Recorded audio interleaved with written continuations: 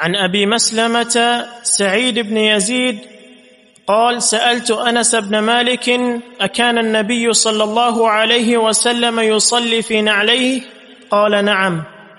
اس حدیث کا موضوع جوتوں میں نماز پڑھنے کا حکم، اور اس کے راوی ابو مسلمہ سعید ابن یزید ہیں، اور یہ بصرہ کے تابعین میں سے ہیں اور ثقہ محدثین میں شمار ہوتا ہے۔ 132 میں ان کا انتقال ہوا۔ یہ سوال کرتے ہیں انس بن مالک رضی اللہ عنہ سے، اکان النبی صلی اللہ علیہ وسلم یصلی فی نعلیہ، کہ کیا رسول اللہ صلی اللہ علیہ وسلم اپنے جوتوں میں نماز پڑھا کرتے تھے؟ قال، فرمایا، نعم، ہاں پڑھا کرتے تھے۔ جوتوں میں نماز پڑھنا نبی علیہ السلام کی سنت اور آپ کے عمل سے ثابت ہے، بلکہ ایک حدیث میں رسول اللہ صلی اللہ علیہ وسلم کا فرمان ہے کہ خالف الیہود، یہودیوں کی مخالفت کرو، فإنہم لا یصلون فی نعالہم، کہ وہ اپنے جوتوں میں نماز نہیں پڑھتے، اور تم پڑھا کرو، تم پڑھا کرو۔ اس میں شرط یہ کہ جوتے پاک ہو۔ ایک حدیث میں آتا ہے کہ جب تم مسجد کی طرف آؤ، دروازے پر پہنچ جاؤ تو جوتے دیکھ لو، ان میں اگر کوئی نجاست ہو تو مٹی سے، زمین سے ان کو رگڑ لو، مس کر لو، ان سے وہ پاک ہو جائے گا۔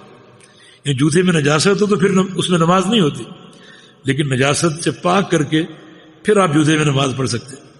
ایک سفر میں رسول اللہ صلی اللہ علیہ وسلم اور صحابہ نماز پڑھ رہے تھے، جماعت قائم تھی اور سب نے جوتے پہنے ہوئے تھے۔ اچانک رسول اللہ صلی اللہ علیہ وسلم نے جوتے اتار دیے، صحابہ نے بھی اتار دی۔ صحابہ تو نبی علیہ السلام کی اتباع کے حریص تھے، انہوں نے بھی اتار دی۔ جب آپ نے سلام پھیرا، پوچھا لماذا خلعتم نعالکم، کہ تم نے جوتے کیوں اتارے؟ صحابہ نے کہا کہ آپ نے اتار دی، ہم تو آپ کی اتباع کرنے والے ہیں۔ تو رسول اللہ صلی اللہ علیہ وسلم نے ارشاد فرمایا کہ میرے پاس جبریل آئے تھے نماز میں، اور آ کر مجھے خبر دی کہ آپ کے جوتوں میں نجاست لگی ہوئی ہے، تب میں نے اتارے، تب میں نے اتارے۔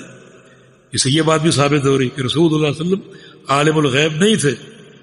لوگ دعوے کرتے ہیں کہ آپ پر 14 طبق روشن ہے، جو جوتا پہنا ہوا ہے 2 فٹ کے فاصلے پر، اس کا علم نہیں، آپ کو اس کے احوال کا علم نہیں۔ ایک دن گھر میں ٹہل رہے تھے پریشان، ام المومنین آپ کی پریشانی بھانپ گئی، کبھی ٹہل رہے ہیں کبھی بیٹھ رہے ہیں۔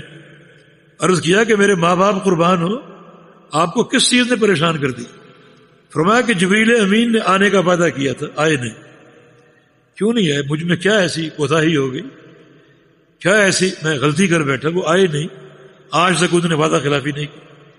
پھر تھوڑی دیر بعد رسول اللہ صلی اللہ علیہ وسلم گھر سے باہر چلے گئے، پھر واپس آئے اور کہا کہ عائشہ، جبریل نے اشارہ کر کے مجھے باہر بلایا، اشارہ کر کے، اور میں نے شکوہ کیا آپ آئے نہیں وقت مقرر پر۔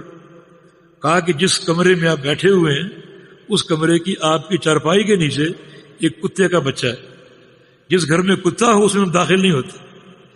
یہ چارپائی پر بیٹھے ہوئے ہیں، 1 فٹ کے فاصلے کے نیچے کتے کا بچہ ہے، اور آپ کو علم، پریشان ہو رہے ہیں، گھوم رہے ہیں، ٹہل رہے ہیں، آپ کو علم۔ تو دنیا کیا کہتی کہ آپ پر 14 طبق روشن۔ یہ عقیدہ آپ نوٹ کر لیجئے، عالم الغیب صرف اللہ رب العزت، اللہ تعالیٰ کے علاوہ کسی نبی یا ولی میں علم غیب کا عقیدہ کفر، تو اللہ تعالیٰ میں حق کا فہم عطا فرماتا۔ تو باہر کے جوتے میں نماز پڑھنا ثابت ہے، جائز۔ اب آپ مساجد دیکھ لیجیے، اگر اس مسجد میں آپ جوتے سمیت آئیں گے، بعض اوقات ایک عمل میں یہ بھی دیکھا جاتا ہے کہ فتنے کا اندیشہ نہ ہو، فتنے کا اندیشہ نہ ہو، اور جہاں 2 گنجائشیں ہوں وہاں آپ وہ عمل کر لیں جو فتنے سے آپ کو بچائے۔ اب چونکہ جوتا پہن کر بھی ثابت ہے اور جوتے کے بغیر بھی ثابت ہے، بلکہ سائل کا سوال کرنا اس بات کی علامت ہے کہ جوتے میں نماز کا اہتمام کم تھا، تبھی تو سوال کیا۔ اگر سب صحابہ جوتے میں نماز پڑھتے ہوتے تو اس سوال کی نوبت نہ آتی اور سوال یوں نہ ہوتا۔ تو یوں سوال کرنا کہ اللہ کے نبی جوتے میں نماز پڑھتے تھے، مانا صحابہ پڑھا کرتے تھے لیکن کم۔ تو جہاں دونوں گنجائشیں ہوں تو وہاں آپ وہ کام کیجئے جہاں فتنے کا اندیشہ نہ ہو، جہاں فتنے کا اندیشہ نہ ہو۔